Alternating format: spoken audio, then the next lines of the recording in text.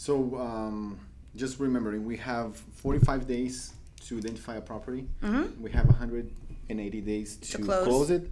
It needs to be investment property, and the investment issue is, or the qualification of investment is the like kind. It doesn't need to be office and office, townhouse and townhouse. It just need to be. We're talking about real property. Real property, business or trade. That's, I think, the easiest way to okay. Yeah. Construction. How does it work? I sold a property, and now I'm buying a land to build something that I'm going to eventually use as investment, either to sell it with a gain or to rent it. So this was something that we discussed yesterday, especially in South Florida, because we do have a lot of, old fix and flips and stuff like that, right? So there are 4 methods of exchanging. We could go through all 4 of them, but there's the last one that we discussed was the construction exchange. It's actually called the improvement exchange too. So it's construction or improvement, and it defines it as you sell the relinquished property. We know what that is. It's the original one. You sell it, and you use the exchange funds, the proceeds. You use that to construct the improvements or whatnot to then purchase it. So even people who are using it to build the investment property, that is covered. But needs to respect the same rule of the money needs to be on the qualified agent at all times. So it doesn't say this. Look, it says upon completion of the improvements, the relinquished property proceeds, then that's when it's realized.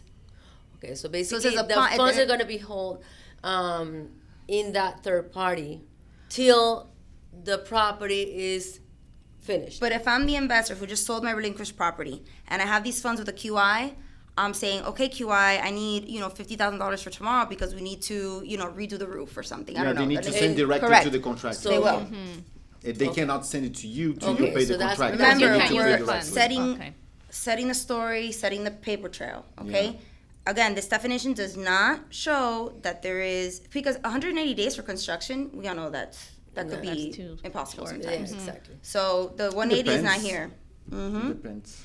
And then, so just the 4 methods of exchange. We have the delayed exchange, where you sell the relinquished property, and within the 180 days thereafter, you complete the purchase. Okay, so that's actually, they're calling that a delayed exchange, but that's what we all know as a basic 1031 exchange. Because it's not happening on the day of closing or the day after. That would be something called a simultaneous exchange, where today in the morning I'm closing on selling my property, and I already could close on the reinvestment property, that afternoon or tomorrow. That would be a simultaneous one. And then we have the reverse exchange, which is where the purchase of the relinquished property occurs before the sale. So you are purchasing the property before you sell the property, where you're using those proceeds to purchase the other one. So I know that sounds a little convoluted, but there's certain investment structures where you have certain funds, you are purchasing it like cash, but then you can use those proceeds to apply it to this one, and your capital gains will be exempt from the capital gains tax. Okay, and then you have that last one, the construction or improvement exchange, which is what we were talking about telling the story of how those proceeds are going to be used. You can never realize those proceeds. Technically, you would think that by you telling your QI, hey, why are these funds for the construction or improvement of my investment property that I bought, you're realizing it, but that's an exception of a 1031. It will apply there because you're using it for business or trade on real property.